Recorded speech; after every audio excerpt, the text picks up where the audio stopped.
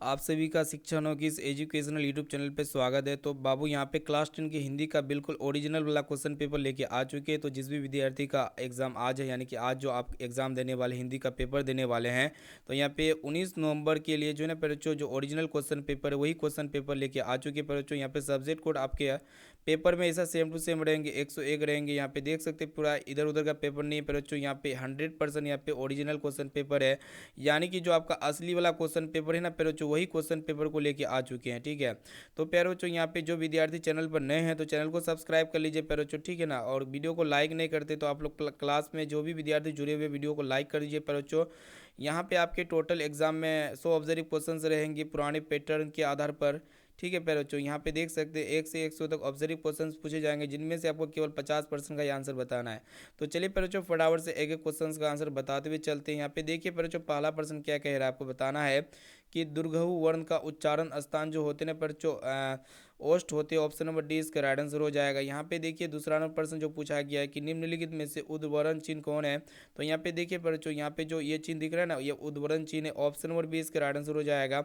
यहाँ पे आपको बताना है कि निम्नलिखित में से कौन शुद्ध शब्द है। तो यहाँ पे शुद्ध शब्द संदर्भ हो जाएगा, जो कि यहाँ पे option number C right answer हो जाएगा। अब आइए देखते हैं यहाँ पे नेक्स्ट क्वेश्चन की तरफ बढ़ चलते हैं। यहाँ पे देखिए चौथा नंबर प्रश्न काफ़ी इजी इजी क्वेश्चन आया हुआ है। यहाँ पे क्या करा है कि हिंदी भाषा की लिपि का नाम क्या है। तो यहाँ पे देवनागरी लिपि है, जो कि यहाँ पे ए ऑप्शन इसका राइट आंसर हो जाएगा। यहाँ पे आपको बताना है कि हिंदी में अनुशासिक वर्णों की संख्या कितनी है। तो यहाँ पे अनुशासिक वर्णों की संख्या 5 का राइट आंसर हो जाएगा, ऑप्शन नंबर सी 5।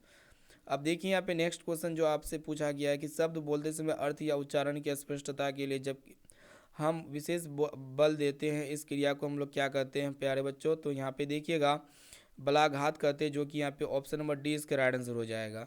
अब आइए देखते हैं यहाँ पे नेक्स्ट क्वेश्चन जो पूछा गया आपके एग्जाम में, काफ़ी इजी प्रश्न है कि पावक शब्द का संधि विच्छेद पूछा गया है। तो यहाँ पे 7 का राइट आंसर हो जाएगा, देख सकते हैं पौज और अग हो जाएगा, जो कि यहाँ पे option number C correct answer हो जाएगा।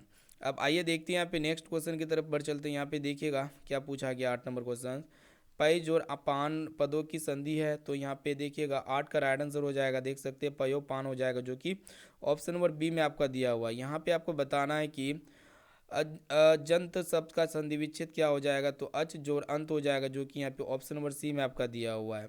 यहाँ पे आपको बताना है कि किस विराम चिन्ह का प्रयोग हर्ष विषाद विस्मय घृणा आश्चर्य भव को व्यक्त करने के लिए होता है। तो यहाँ पे ऑप्शन नंबर बी में आपका दिया हुआ है, ध्यान से देखिएगा विषय दिबोधक चिन्ह होता है, जो कि यहाँ पे ऑप्शन नंबर 20 का करेक्ट आंसर हो जाएगा बाबू। अब देखिए यहाँ पे नेक्स्ट क्वेश्चन की तरफ बढ़ चलते हैं। देखिएगा ध्यान से एक एक क्वेश्चन को याद कर लीजिए, कॉपी कलम लीजिए, एक एक क्वेश्चन का आंसर लिखिए। यहाँ पे जो प्रश्न कह रहा है कि श्रम विभाजन और जाति प्रथा शीर्षक पाठ बाबा साहब भीमराव अम्बेडकर के किस विख्यात भाषण का संपादित अंश है। तो प्यारे बच्चों यहाँ पे एनिहिलेशन ऑफ कास्ट हो जाएगा, जो कि ए ऑप्शन सही उत्तर हो जाएगा। यहाँ पे आपको बताना है कि मैं चाहता हूँ कि वह जेंटलमैन जरूर बने और जो कुछ बने उसका काम उसे पूरा आज़ादी रहेगी। ये कथन विष के दांत शीर्षक कहानी के किस पात्र का है। तो यहाँ पे मिस्टर सिंह का है, जो कि यहाँ पे ऑप्शन नंबर सी इसका राइट आंसर हो जाएगा। यहाँ पे आपको बताना है कि हिंदी कविता में प्रपर्यकवाद के प्रवर्तक और नए शैली के आलोचका कौन है। तो 13 का राइट आंसर हो जाएगा, ऑप्शन नंबर डी, जो कि नलिन विलोचन शर्मा। अब आइए देखते हैं यहाँ पे नेक्स्ट क्वेश्चन आपको बताना है कि प्रेम के पीर कौन है। तो घनानंद जी है, जो कि यहाँ पे ऑप्शन नंबर 20 का राइट आंसर हो जाएगा। अब आइए देखते हैं यहाँ पे नेक्स्ट क्वेश्चन जो कि 13 नंबर प्रश्न जो पूछा गया है कि हिंदी कविता में, यहाँ तो बता दिया। यहाँ पे देखिए स्क्रीनशॉट लेने में यहाँ पे डबल हो गया प्रश्न।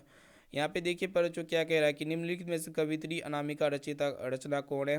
तो यहाँ पे अनुष्टुप हो जाएगा, जो कि यहाँ पे ऑप्शन नंबर सी इसका करेक्ट आंसर हो जाएगा ना। 15 का option number D correct answer, ठीक है, option number C correct answer. अब आइए बाबू देखते हैं यहाँ पे नेक्स्ट क्वेश्चन जो पूछा है कि आपके एग्जाम में आपको बताना है कि राष्ट्रीय कवि रामधारी सिंह दिनकर का जन्म कहाँ पे हुआ था। तो बिहार के सिमरिया में हुआ था, बेगूसराय में है, जो कि यहाँ पे ऑप्शन नंबर ए इसका राइट आंसर हो जाएगा। यहाँ पे आपको बताना है कि कवि जीवनानंद दास रचित किस शीर्षक कविता को आलोचकों द्वारा रविंद्रोत्तर युग की श्रेष्ठतम प्रेम कविता की संज्ञा दी गई है। तो यहाँ पे 17 का राइट आंसर हो जाएगा, option number B Banalata Sen, option number 20 correct answer. प्यारे बच्चों देखिए यहाँ पे क्या कह रहा है कि किसके द्वारा निमंत्रण भेजने पर लेखक अशोक वाजपेयी रंग समारोह में आयोनियो गए थे प्यारे बच्चों। तो यहाँ पे रेनल मारिया रिल्के के द्वारा। यहाँ पे 18 का राइट आंसर हो जाएगा पीटर ब्रूक के द्वारा, जो कि यहाँ पे ऑप्शन नंबर डी में आपका दिया हुआ है ना। अब आइए बाबू देखते हैं यहाँ पे नेक्स्ट क्वेश्चन की तरफ बढ़ चलते। देखिएगा यहाँ पे आपको बताना है क्या कह रहा है कि परंपरा का मूल्यांकन शीर्षक पाठ के अनुसार साहित्य की परंपरा का पूर्ण ज्ञान किस तरह की व्यवस्था में संभव है। तो समाजवादी व्यवस्था, ऑप्शन नंबर डी इसका राइट आंसर हो जाएगा। यहाँ पे आपको बताना है कि भीमराव अंबेडकर के अनुसार आधुनिक सभ्य समाज श्रम विभाजन को आवश्यक क्यों मानते हैं। तो कार्य कुशलता के लिए मानते हैं आवश्यक। यहाँ पे आपको बताना है कि मोती शब्द किस लिंग का उदाहरण। तो पुल्लिंग है मोती शब्द, जो कि ऑप्शन ए में आपका दिया हुआ है। यहाँ पे आपको बताना है कि शताब्दी शब्द किस लिंग का उदाहरण। तो स्त्रीलिंग शब्द है शताब्दी। 22 का राइट आंसर हो जाएगा ऑप्शन नंबर बी, जो कि यहाँ पे बी वाला ऑप्शन इसका करेक्ट आंसर हो जाएगा, स्त्रीलिंग। देखिए यहाँ पे आपको बताना है कि सपेरा शब्द का स्त्रीलिंग रूप बताना है। तो सपेरा यहाँ पे इसका हो जाएगा सपेरिन, जो कि option number C correct answer हो जाएगा। अब आइए बाबू देखते हैं यहाँ पे नेक्स्ट क्वेश्चन की तरफ बढ़ चलते हैं। क्या कह रहा है कि निम्नलिखित में से कौन शुद्ध शब्द है। इनमें से यहाँ पे ऑप्शन डी में आपका दिया हुआ यह काम आप पर निर्भर करता है, जो कि ऑप्शन नंबर डी का राइट आंसर हो जाएगा। यहाँ पे आपको बताना है कि लावारिस शब्द में कौन उपसर्ग है। तो उपसर्ग किसी भी शब्द की स्टार्टिंग में होता है, जो कि यहाँ पे option number D right answer हो जाएगा, ला। अब आइए देखते हैं यहाँ पे आपको प्रत्यय बताना है कि रामायण शब्द में प्रत्यय हो जाएगा आयन, जो कि किसी भी शब्द के लास्ट में होता है प्रत्यय। यहाँ पे आपको बताना है कि कौन देशज शब्द है। तो यहाँ पे देखिएगा देशज शब्द यहाँ पे कौड़ी हो जाएगा, जो कि यहाँ पे ऑप्शन नंबर ए इसका राइट आंसर हो जाएगा, 27 का option number A right answer. देखिए यहाँ पे क्या कह रहा है कि निम्नलिखित में से कौन विदेशज शब्द है। तो यहाँ पे कालीन हो जाएगा विदेशज शब्द, जो कि ऑप्शन नंबर डी में आपका दिया हुआ है। यहाँ पे देखिए सभी क्वेश्चंस को याद कर लीजिए। गायक व मतलब शायद वह गाढ़ा गाढ़ा होगा किस काल का उदाहरण है। तो ये संदिग्ध वर्तमान काल का उदाहरण है, जो कि ऑप्शन नंबर ए में आपका दिया हुआ है। हिंदी में कुल कितने सर्वनाम होते हैं।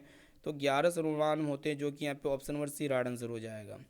अब देखिए यहाँ पे नेक्स्ट क्वेश्चन क्या कर रहा है कि हिंदी में तो बता दिया आपको। देखिए दही वाली मंगम्मा शीर्षक कहानी के लेखक कौन है।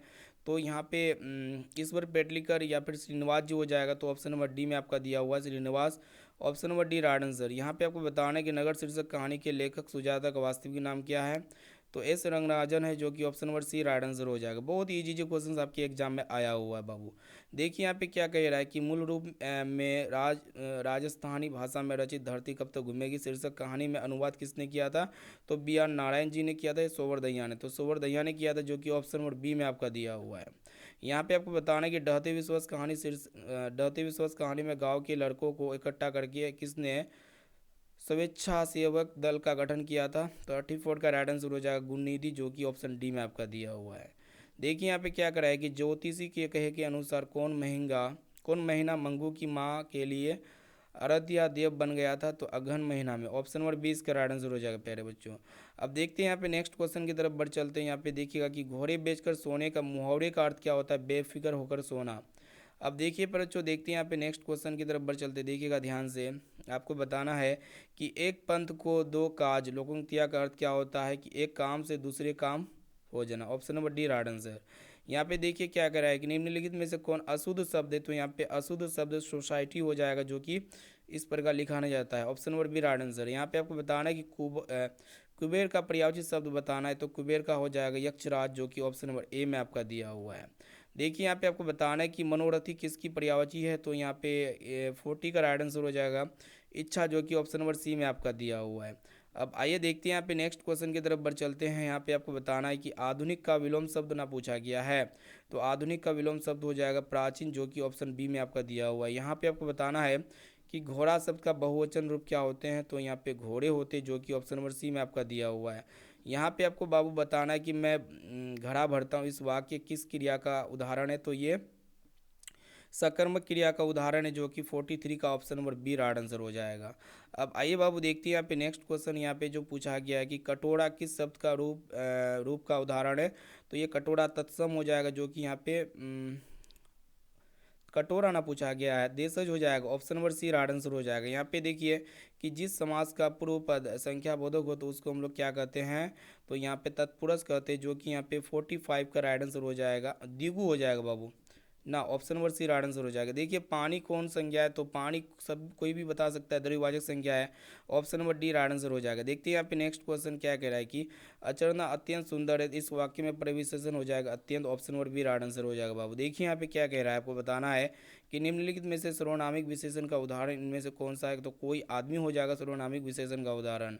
यहाँ पे आपको बताना है कि सेनापति शब्द में कौन सा समास है। तो यहाँ पे 49 का राइट आंसर हो जाएगा तत्पुरुष, जो कि यहाँ पे option number B right answer. यहाँ पे आपको बताना है कि बिना पानी शब्द में कौन सा समास है, तो यहाँ पे बहुब्रीहि समास हो जाएगा, जो कि ऑप्शन नंबर डी में आपका दिया हुआ बाबू। तो यहाँ पे जितने भी क्वेश्चंस बताइए 100 नहीं बल्कि यहाँ पे आप कह सकते हैं 500% रियल क्वेश्चन पेपर था प्यारे बच्चों, ठीक है ना। सभी क्वेश्चंस को याद कर लीजिएगा, चाहते हैं कि आपके एग्जाम में एक भी प्रश्न ना छूटे। तो यहाँ पे हम सब्जेक्टिव क्वेश्चंस भी डाल दिए हुए हैं। संस्कृत का जो विद्यार्थी पेपर नहीं देखे तो पेपर जाके देखिए प्यारे बच्चों। तो जो विद्यार्थी क्लास को लाइक नहीं किया तो क्लास को लाइक कर दीजिए, चैनल पर नए हैं तो चैनल को सब्सक्राइब कर लीजिए। पेपर लेने के लिए आप हमसे कॉन्टेक्ट कर सकते हैं, मेरा व्हाट्सअप नंबर लीजिए, मेरा व्हाट्सअप नंबर है 6206076569। इस नंबर को सेव करके आप बोल सकते हैं सर हमको पेपर दे दीजिए, हम आपको पेपर दे देंगे सब्जेक्ट सभी सब्जेक्ट का। थैंक यू प्यारे बच्चों।